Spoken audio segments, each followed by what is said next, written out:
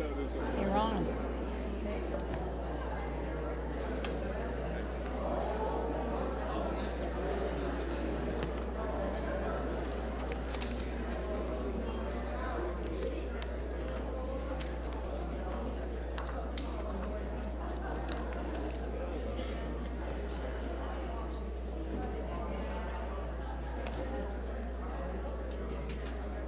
Hello. Good morning.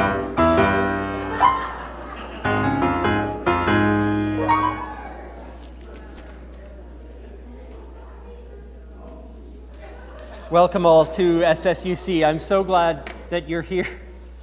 I'm so glad you're here. I'm sorry to interrupt the conversation.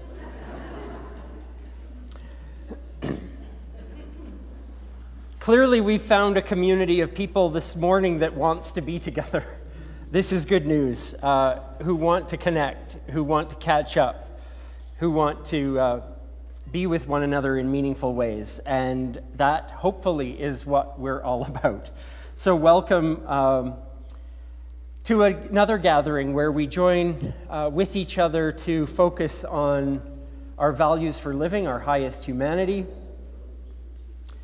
for seeking spiritual depth and compassion and seeking to make a difference, not only in our lives, but with each other for the world. As we gather together, some words that will help us to focus our attention and intention today.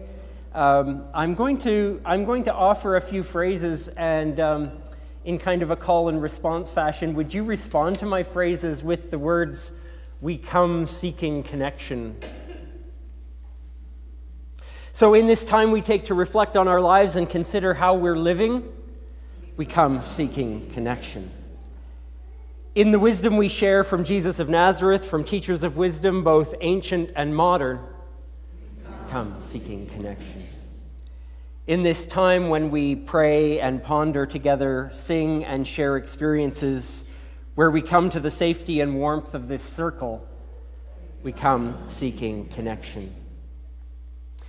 In this circle that we create, that it might be safe for all to enter, knowing we are diverse and varied, and in both the wonders and the crises of our world, that we recognize that we are one, at one, and with the world, we come seeking connection.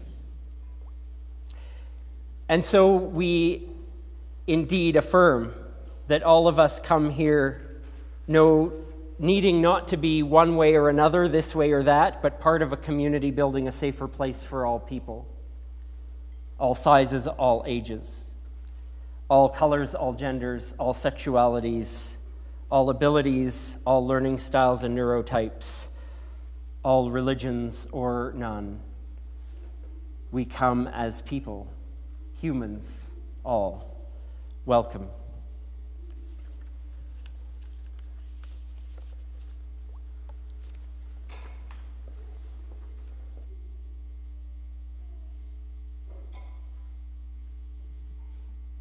Good morning. I'm Joyce Matson, and I'm filling in as your companion this morning. Just so you know, my hubby is doing fine, and hopefully all will come to an end shortly. In the meantime, we're covering for each other. So as I light this candle this morning, as we begin our time together, it's a symbol of that connection that Chris was talking about. It helps to connect us with one another. It is just one small flame.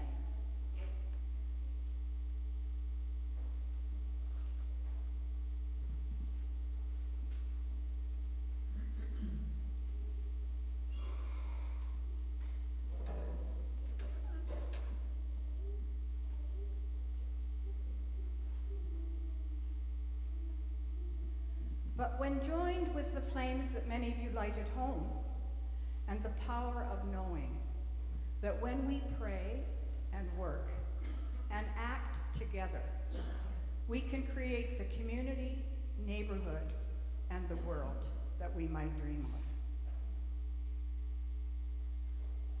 and to acknowledge that we work, play, and live together on this Treaty 6 land, I want to offer my thank you to the Indigenous people who have cared for this environment, learning to understand the ebb and flow of the seasons and the weather. We have much to continue to learn about how to live in a healthy relationship with the earth. As we continue to explore our role in reconciling our relationship with the Indigenous population, I want to share some words that were in the paper a while ago from Murray Sinclair, who unfortunately has left us. He said, "Reconciliation begins for each of us with one very simple concept, a goal that Indigenous peoples have always sought with newcomers. I want to be your friend, and I want you to be mine.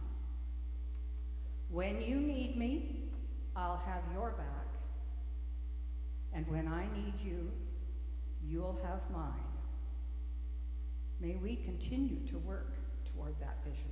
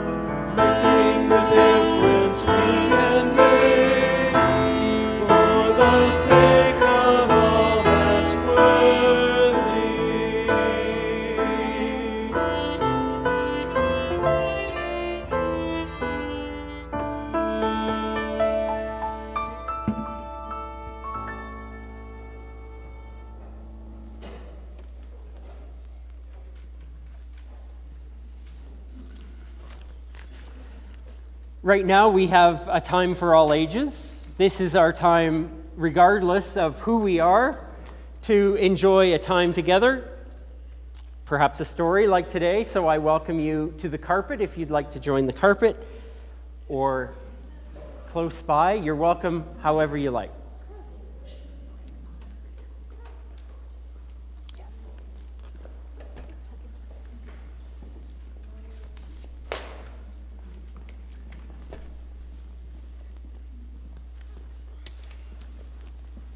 Good morning. I am so glad you're here because I've got this book to share with you, if I can hold it the right way up, called One Grain of Rice. We'll see what it's about. It's by an author named Demi, and it's called A Mathematical Folktale. Snorts from the audience. Here, we'll see what it's about. You can look here or you can look up there. Long ago in India, there lived a Raja who believed that he was wise and fair as a Raja should be, kind of like a king or a prince here. The people in his province were rice farmers. The Raja decreed that everyone must give nearly all of their rice to him. Oh. I will store the rice safely, the Raja promised the people, so that in time of famine and hunger, everyone will have rice to eat and no one will go hungry. Sounds like a great idea. Each year, the Raja's rice collectors gathered nearly all of the people's rice and carried it away to the royal storehouses. For many years, the rice grew well. The people gave nearly all their rice to the Raja, and the storehouses were always full. But the people were left with only just enough rice to get by. Then one year, the rice grew badly, and there was famine and hunger, and the people had no rice to give to the Raja, and they had no rice to eat. The Raja's ministers implored him, "Your Highness, let us open up the royal storehouses and give the rice to the people, as you promised." "No," cried the Raja. "How do I know how long this famine may last? I must have the rice for myself. Promise or no promise, a Raja must not go hungry." Time went on, and the people grew more and more hungry, but the Raja would not give out the rice. Boo, Raja. One day, the Raja ordered a feast for himself and his court, as it seemed to him, a Raja should now and then, even when there is famine. A servant led an elephant from a royal storehouse to the palace, carrying 2 full baskets of rice. A village girl named Rani saw that a trickle of rice was falling from one of the baskets, and quickly she jumped up and walked along beside the elephant, catching the falling rice in her skirt. She was clever, and she began to make a plan. At the palace, she cried, "Halt!" At the palace, a guard cried, "Halt, thief! Where are you going with that rice?" "I'm not a thief," Rani replied. "This rice fell from one of the baskets, and I'm returning it to the Raja." When the Raja heard about Rani's good deed, he asked his ministers to bring her. "I wish to reward you for returning what belongs to me," the Raja said to Rani. "Ask me for anything, and you shall have it." "Your Highness," said Rani, "I do not deserve any reward at all, but if you wish, you may give me 1 grain of rice." How big is a grain of rice? No. "Only 1 grain of rice?" exclaimed the Raja. "Surely you will allow me to reward you more plentifully, as a Raja should." "Very well," said Rani.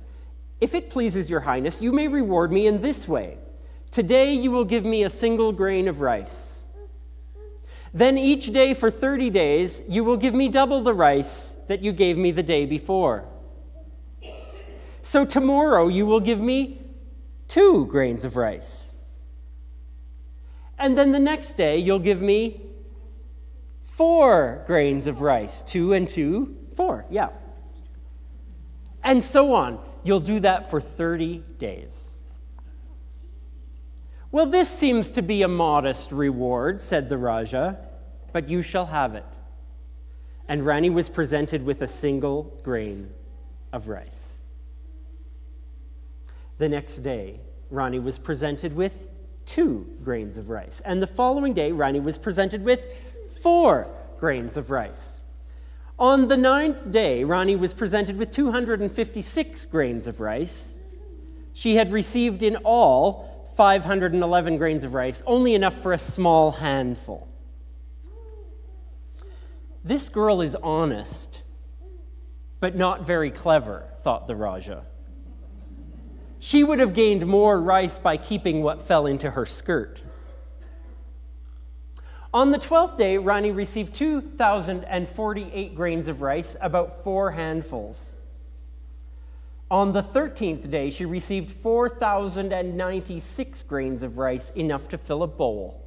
She finally had a bowl of rice. On the 16th day, Rani was presented with a bag containing 32,768 grains of rice. Altogether, she had enough rice for 2 full bags. This doubling adds up to more rice than I expected, thought the Raja, but surely her reward won't amount to very much. On the 20th day, Rani was presented with 16 more bags filled with rice. On the 21st day, she received 1,048,576 grains of rice, enough to fill a basket. Whew. Okay, are you ready? On the 24th day, Rani was presented with 8,388,608 grains of rice, enough to fill 8 baskets, which were carried to her by 8 royal deer. Well, that seems very nice. On the 27th day, 32 Brahma bulls were needed to deliver 64 baskets of rice. The Raja was deeply troubled. 1 grain of rice has grown very great indeed, he thought, but I shall fulfill the reward to the end, as a Raja should. On the 29th day, Rani was presented with the contents of 2 royal storehouses. Now, just wait. The page comes out. There we go. There it is.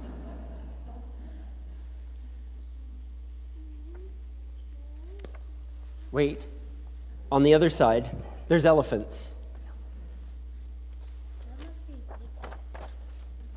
Oh my gosh. That's hard to do when... Oh wait, I didn't open it all. There it is. There's the elephants. On the 30th and final day, 256 elephants crossed the province, carrying the contents of the last 4 royal storehouses, 536,870,912 grains of rice. Whew. That page needs 2 hands. Okay. Altogether, Rani had received more than 1 billion grains of rice. The Raja had no more rice to give. And what will you do with that rice, said the Raja with a sigh, now that I have none? Well, I shall give it to all the hungry people, said Rani. And I shall leave a basket of rice for you too, if you promise from now on to take only as much rice as you need. I promise, said the Raja. And for the rest of his days, the Raja was truly wise and fair, as a Raja should be. Look, they're having a lovely dance, because everyone has rice. Everyone is fed. It's lovely. Ooh, I like the last page of this book. There's a little chart of how the rice grows when it's doubled for 30 days. And to count how many grains of rice Rani received in all you have to do is add all these red numbers all together, and you get the total. Well, we're not going to do that right now. Whew. I know. I know, big sigh. it's kind of a fun story, but it really is a story about being generous. That we can be generous with the things that we have, even if we're worried about not having enough for tomorrow. Being generous today, like Ronnie did, helps to teach us a valuable lesson. Well, there we have it. Thank you for sharing this story with me. I would like to invite you. Kids Spirit is happening for kindergarten to about grade 5-ish. And if you're older than that, then our youth space is happening in the downstairs youth space area. So you're welcome to do that as well. And I think Blair is there to lead the way. Okay, thank you, everyone.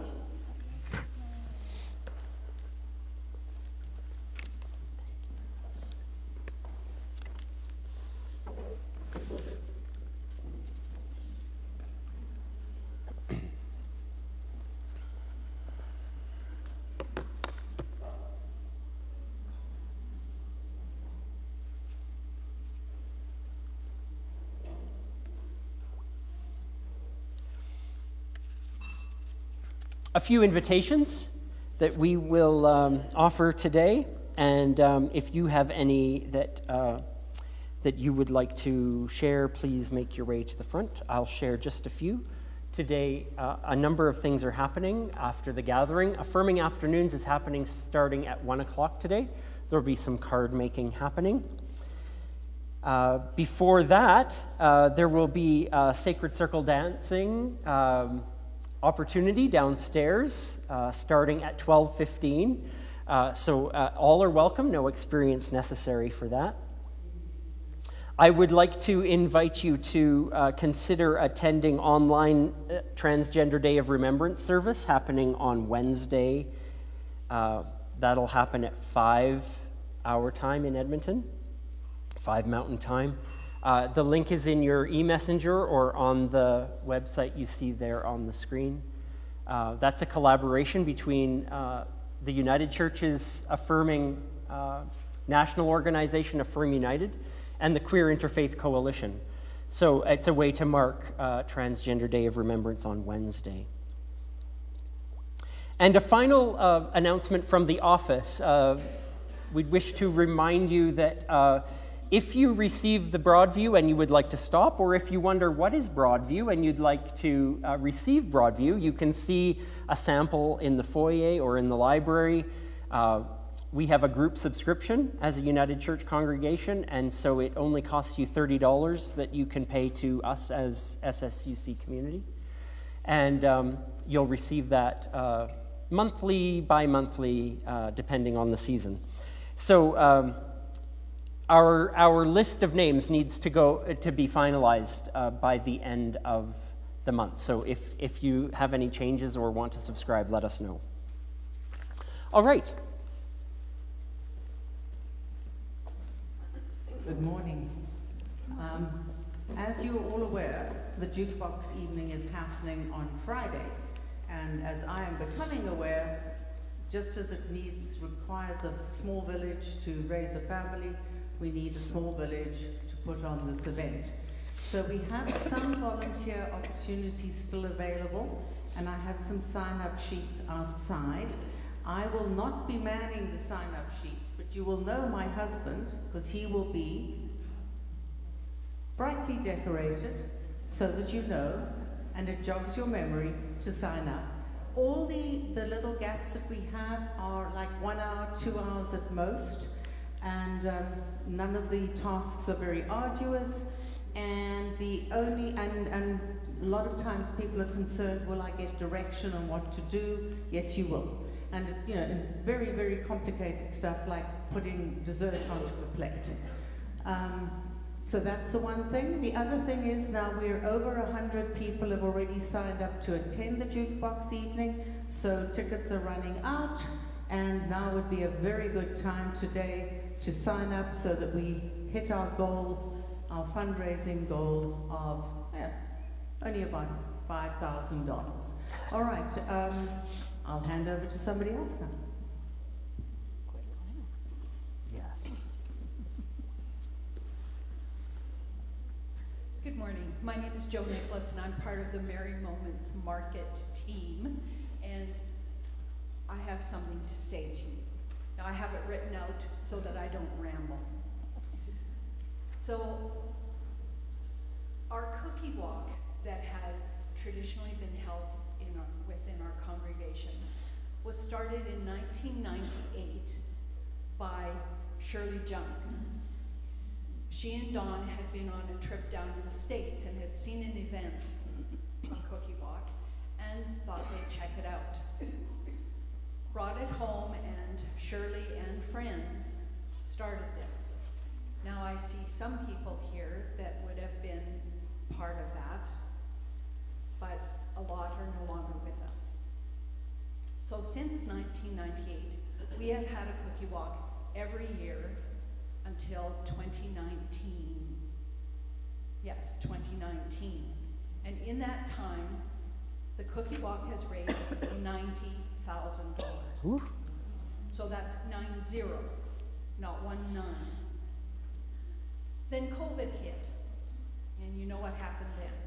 Everything sort of went south. But we've still held 2 COVID-style cookie walks.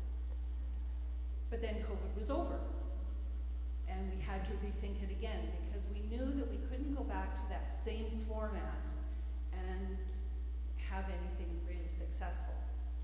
So 2022, nothing happened. 2023, we added an artisan market and a tea room, and we did very well. It was a great event. So this year, we're doing the same thing, except last year we had 19 artisans with their goods here in the large hall. This year we have 27. Nice. So we did a really good job last year because people want to come here. The tea room did an amazing job. So we're doing a tea room again. There's going to be a lunch opportunity. And then there's also going to be a Christmas resale market down in the music room downstairs. Make sure I've covered everything. So as May was saying, when there's an event, we always need volunteers. It's just the way it is. This is how we raise money in our congregation. We have events, and it's not just these people that support it, but it's you telling all of your friends and getting the word out and bringing them to share not only our community, but the things that we have to offer people. So for volunteers, sign up for baking.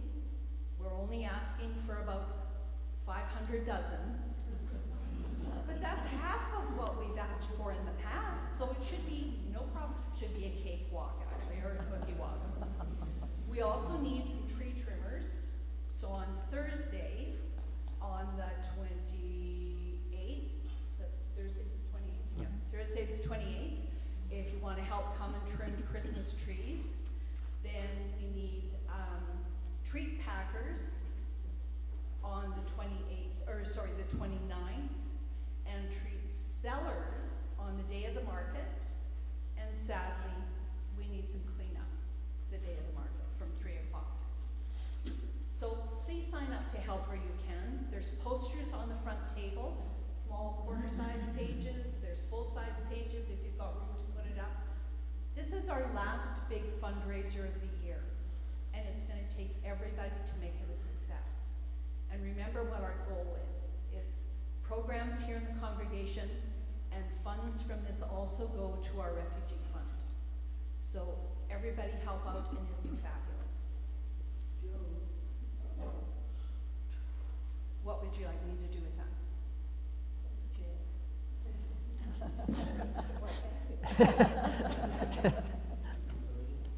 What is this towards? Just for anything? Talk about it later. You're not okay. Good morning, everyone. I'm Joya Salustio. Coming week on Wednesday, November 20th. Yes, thank you. There's the second caregiver support group, so please come. It is face-to-face and on Zoom. And our first caregiver support group, we had no gentlemen. And we're sure that there are many gentlemen that are caregivers themselves. So please come and join us Wednesday at 1 o'clock from 1 to 3 in the small hall. The other thing I'd like to let you know is that Caregivers Alberta offers a program for caregivers, and it's called Compass for the Caregiver. You can go online at Caregivers Alberta, and you can do a self-paced module, or you can do a 4-week, 2-hour-a-week module. So anyone who's a caregiver who would like support in that regard, I encourage you to do that. And lastly, I'm calling out for anyone in the congregation who has experience as a caregiver, a social worker, a psychologist, a doctor, who would like to be part of a small facilitator team, so caregiver facilitator team. Right now we're offering 1 caregiver support group per month, but we'd like to be able to offer at least twice a month and maybe more. But we'd like to build a small team. So please think about it and let me know. Thank you.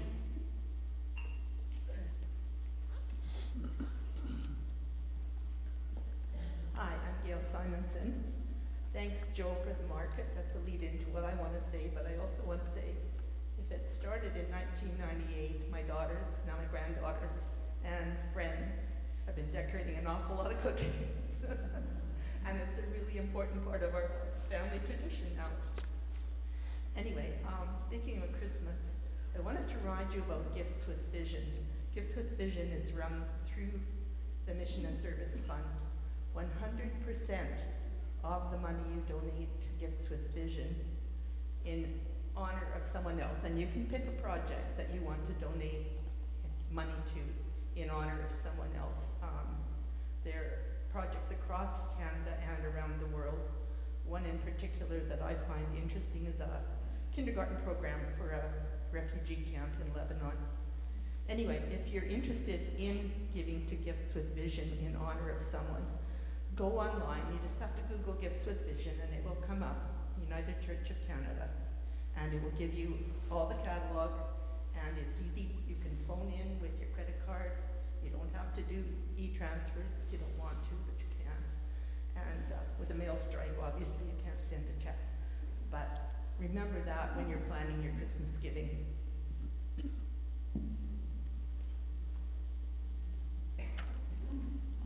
That's you.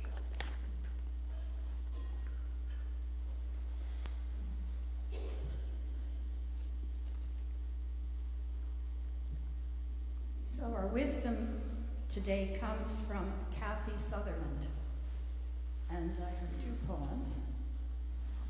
The first one is called Tight Ass Terry. Her arms tightly folded over her scrawny chest. Her tummy's tight with fear. She's clenching pearls of wisdom, fearful her soul treasures will be dismissed, thrown out and crushed beneath the heels of scornful critics.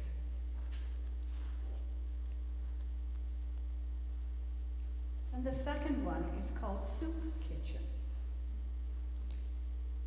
She spends Saturday mornings at the Sally Ann, handing out toast and muffins to the street people.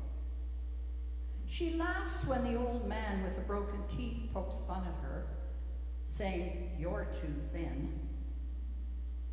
She's fatter than he knows, fed to bursting on compassion. Today, an aging hooker winked at her, saying, "Thank you, hon," then reached out her shaky, bobbled hand to offer up her treasured muffin. These are the words of a contemporary local poet. May we find wisdom for our living.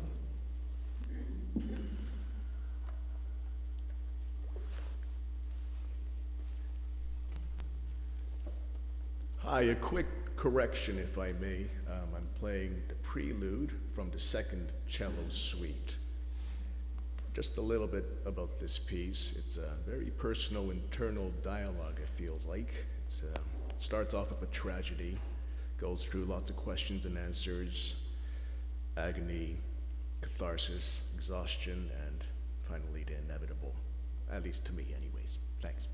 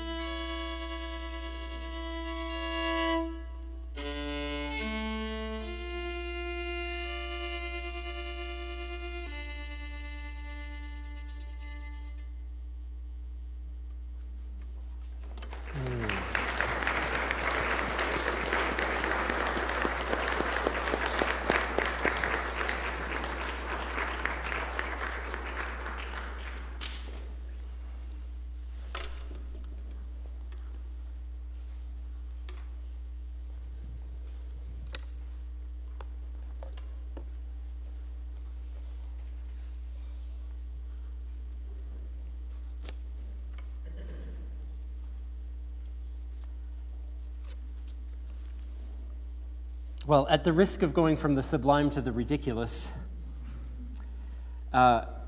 I'm going to tell an old Chinese folk tale, or perhaps another one. A penny-pinching man invited a friend to have dinner at his home. The host poured the wine into a tiny cup and urged the guest to drink. The guest glanced at the thimble-sized cup and remarked, "I have an old mother and a young son who depend on me. What if I accidentally choke on this minuscule cup?" The host said, "Sorry, I'll go get a large cup instead." And so the host poured the wine from the little cup into the large cup. And still the guest would not drink. And when the host asked him why, he said, "The wine will dry up long before it reaches my mouth." What is the point of drinking? If we live in a stingy way, we'll end up living in a stingy world. Conventional wisdom has taught us all that resources are limited. So be careful how you use them, for fear they'll be depleted, that they'll run out. And although this is true of non-renewable resources like oil or fresh water or codfish, Western capitalism has done a very good job of applying our ideas of limited and non-renewable resources to almost everything. Everything is a pie. And if you have a bigger piece, then that means I have a smaller piece. And the messages all around us tell us that the size of your piece of pie matters. And when we think in terms of pieces of pie, we begin to let stinginess into our lives. And again, if we live in a stingy way, we end up living in a stingy world. Whether it's related to money, or affirmation that we offer another, or love, or a helping hand, stinginess is an outer manifestation of an inner fear. We're afraid we'll lose something, so we play it safe and keep our generosity tight within us. Whenever we encounter an episode of stinginess, whenever we catch ourselves lacking generosity, we're witnessing a fear revealing itself. We withhold affection and we're afraid that we might be betrayed. We withhold challenge, afraid that we might offend. We withhold love, afraid that we might be hurt. We withhold commitment, afraid that we might lose our independence. We withhold wisdom, afraid we might lose our edge. We withhold emotion, afraid we might lose our cool. We withhold generosity, afraid we might lose our lifestyle. We withhold an apology, afraid we might lose face. We withhold forgiveness, afraid we might lose the excuse to stay angry. We withhold our best, afraid that our best isn't good enough. Fear. Stinginess is a way of playing small in the world, as if the qualities of the heart are in short supply. And if you just keep your head down and no one will notice or need you, then everything will be okay. But people do notice you and do need you. In fact, our stinginess neither serves the world nor does it serve us. It's the cause of so much pain in our life. We overcome stinginess, in other words, by overcoming our fear.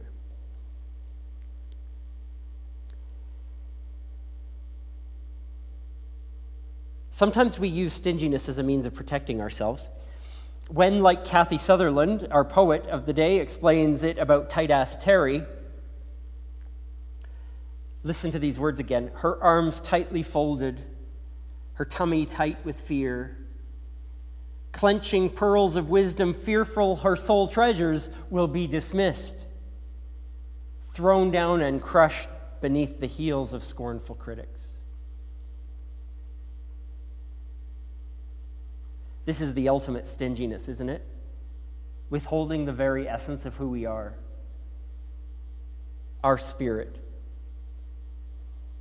from anyone or anything for fear it not being good enough, for fear it being taken and dismissed, taken and trampled, taken and discredited, to protect ourselves from hurt or rejection or pain.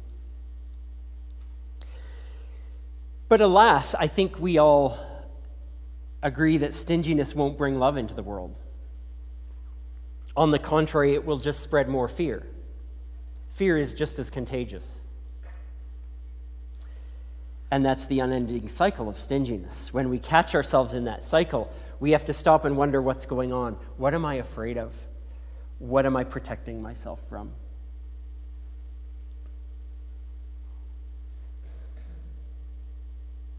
The world doesn't need to be punished by any of us by withholding who we are. The world needs to be healed, and that will happen when we can acknowledge and remove the fear that grows unhealthily in us when left unchecked. When we give something, you haven't lost it. We have not lost it. We have created more of it. Does that sound like an oxymoron? When we give something, we haven't lost it. We have created more of it.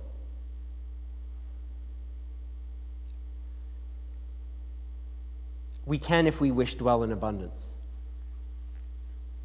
There's a short teaching from the Jesus tradition that goes like this. It's best not to judge others, jump on their failures, criticize their faults, unless, of course, you want the same treatment in return. Don't condemn those who are down. That hardness can boomerang. Be easy on people. You'll find it a lot easier. Give away your life and you'll find life given back.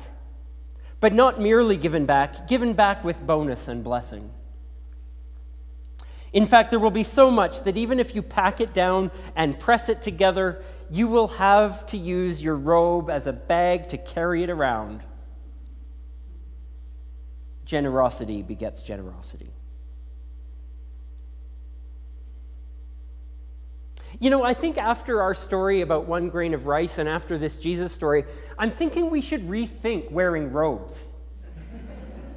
You know, you can catch rice in it. I don't know. Think of the extra storage.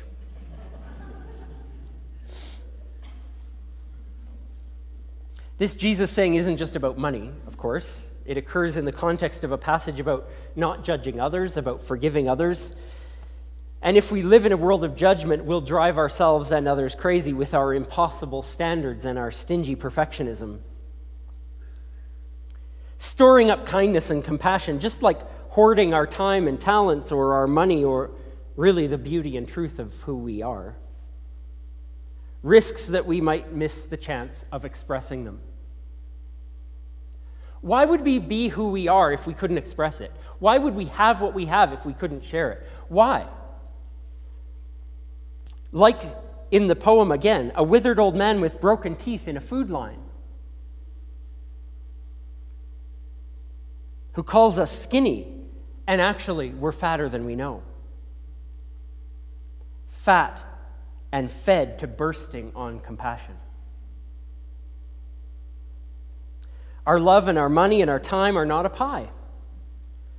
If we give those things while we have the opportunity, we don't have less. We end up, paradoxically, discovering we have more. It's that spiritual paradox of loaves and fishes and sharing and kindness, where 2 + 2 equals more than 4. It's the kind of math that reminds me of this old joke. Do you know this one? A person asks God, "Tell me, God, how long is 1,000,000 years?" And God replies, to me, it's about a minute. And the person then asks, well, how much is $1 million? And God says, well, to me, it's a penny.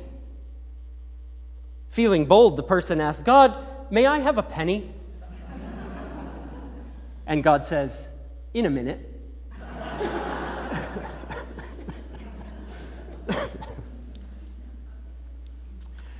Our ability to fulfill our vision and live out what we do for others, how we build open and expansive community, how we love and support one another, it can't be about being stingy and about being scared, because it's always our fears that stop us.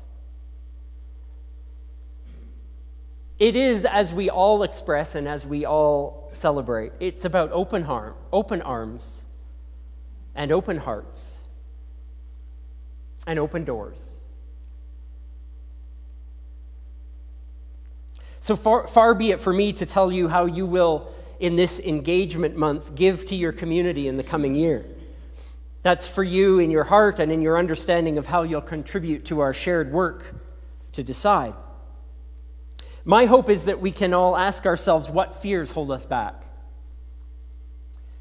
And regardless of the amounts of money or the levels of participation or what we sign up for or what we don't, that we might do whatever we do in a spirit of abundance. That knowing when we give, we don't have less. Because we don't want to play small in the world. That we count on each other and know that our love in action returns to us in a beautiful cycle, in wonder, in community, in blessing, in love.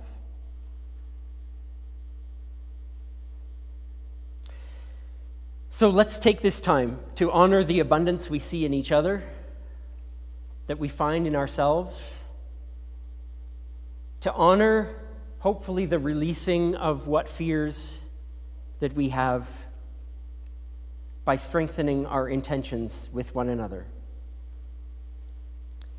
Either aloud or silently, let's share in these words. We join together with hearts full of gratitude and eyes open to see the places of abundance in our lives. We engage our inner journeys towards hearts open to receiving and hands open to generosity. May our work and play, our time and energy, our resources and priorities be put to use toward a world of justice and belonging. Through every aspect of our lives, may we lay a foundation of responsiveness, responsibility, and rejoicing. May we work to make it so.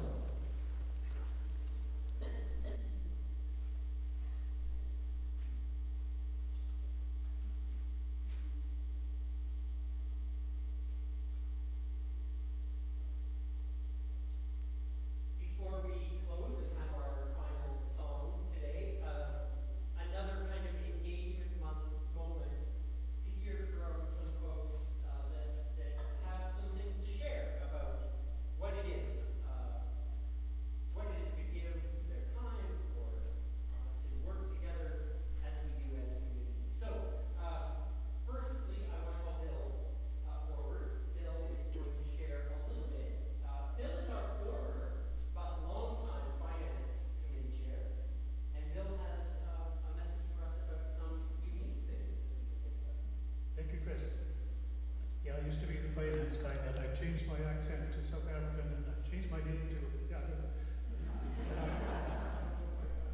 there. It doesn't look too much different to me. Anyhow, I'm here talking about the United Church Foundation. It's kind of the financial backbone of the United Church across the country, the national church. It holds the money that goes out to various foundations and helps to support things, get things moving and that sort of thing. It's handy in that it is in the position to help people that have fortunately been able to put some money aside over their lives, have some savings and they put them into investments and that sort of thing. So there's a method where you can donate a few shares from a security that you have through the United Church Foundation. You will get a receipt, a tax receipt, charitable tax receipt for the full amount, the full value of the shares that you've donated.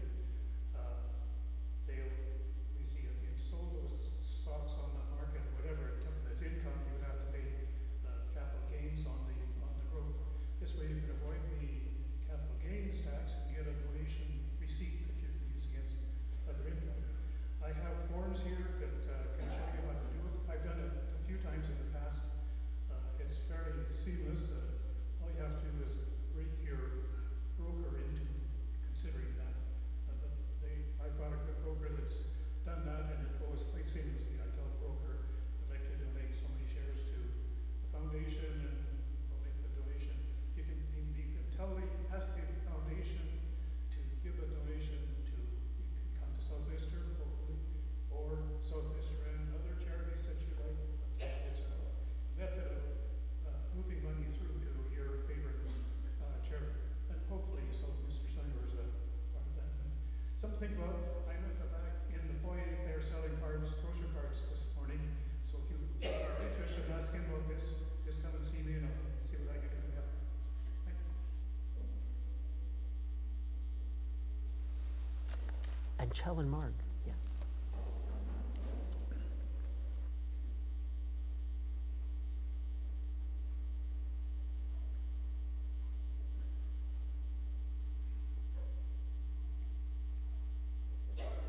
Take my mask off.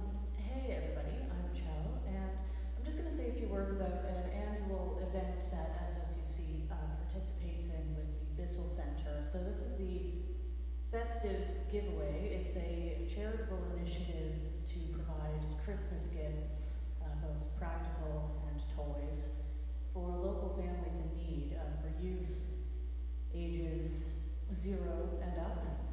And it's, well, Chris was talking about stinginess and how it's not a good idea, and how, you know, whether you have money or time or even just compassion in and of itself, whatever you can give matters. And here at SSUC, we help with receiving and organizing donations for this gift drive. And it's a really great way to get involved in spreading the holiday cheer and in helping to provide gifts and necessary items to people who might not otherwise be able to get those this time. It's been hard times economically for everybody, but I was able to get involved last year, even though I was completely broke myself. So it's a great way to get involved in the community and get involved in giving with whatever you have. If you're able to donate, if you're able to volunteer. If anyone is interested in volunteering, there's a sign-up sheet and some more information over there at the outreach table after the gathering. Thank you. Can you just stay up here with me? Thank you. I always think it's great to be accompanying one another on these journeys. You know, I am just in awe of this young woman beside me, of Chell, getting to know her through Tuesday Connection, which is itself quite inspiring to have someone our age ratios to shift when she's there in terms of averages. But Chell has been a person who's really jumped into outreach over the last times with us. I want to share some good news. Chell has just found a job. She's re-entering the work market.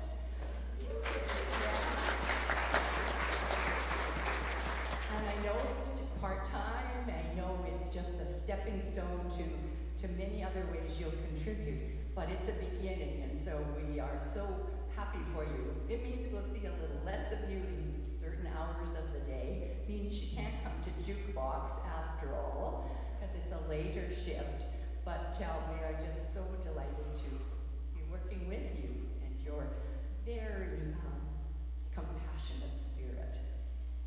And I'd like to tell you a little bit more about this morning. There are I'm Mark Hetherington with the Outreach Committee, and there are 4 committees that are going to be showcased today.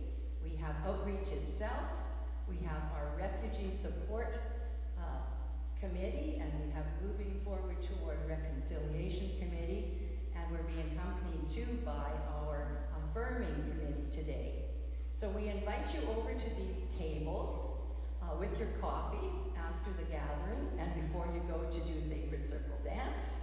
We'd really love to have some conversations with you, questions you might have about our outreach and affirming work.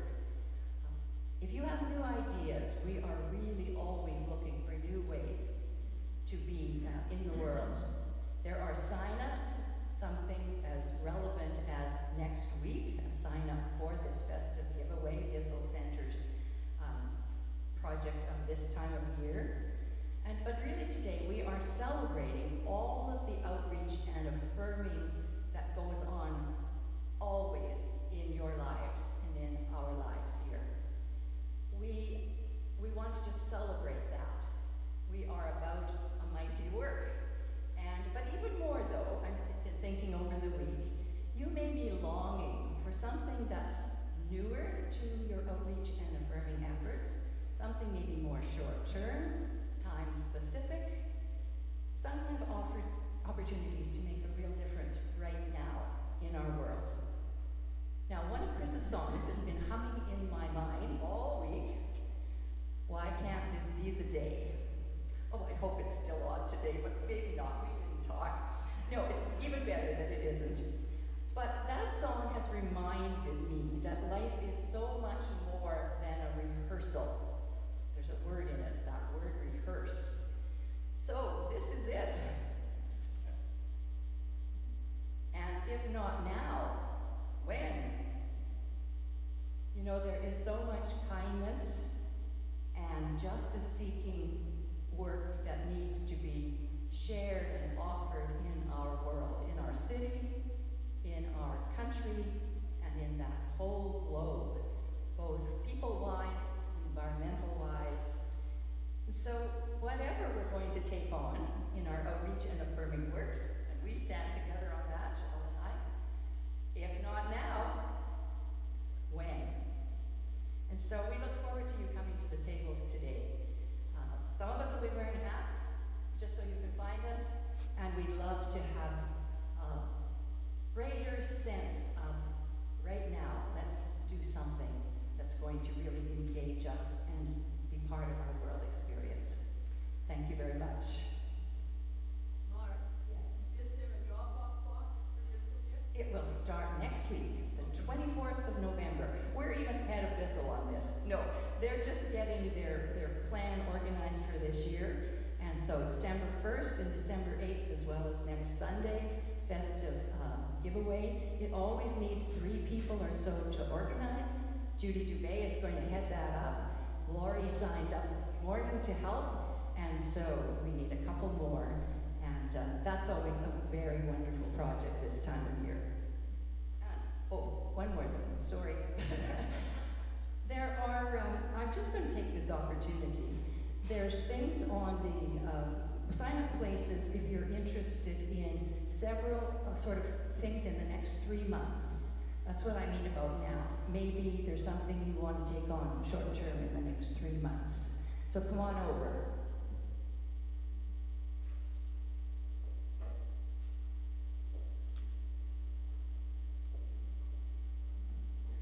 Good morning. I'll be short and sweet. Again, my name is Eliana. I also go by Paxi. My pronouns are they, them. I am the new, unelected, unofficial chair of the Affirm Committee because we still have to have a meeting where that happens. But I just wanted to announce, or thank really everybody who came to our programming last week. We had such a good turnout. And I had multiple thank yous from multiple people, both who attended and who couldn't attend but were at the service, for inviting allies into the conversation. And again, last week I said that if you're coming to this congregation, if you're coming to these services, you're kind of by default an ally since we've got some great values over there. So anyways, all of that said, I wanted to invite you to my table, whether you identify as part of the 2S LGBTQIA+ community or not, because we need your help. So that's all. I did not have enough sleep, and so I'm rambly, but that's because I stayed up really late making a new member form on a fancy QR code if you use QR codes. And I just want one person at least to sign up so that I can say I used my QR code. That's all. Thanks.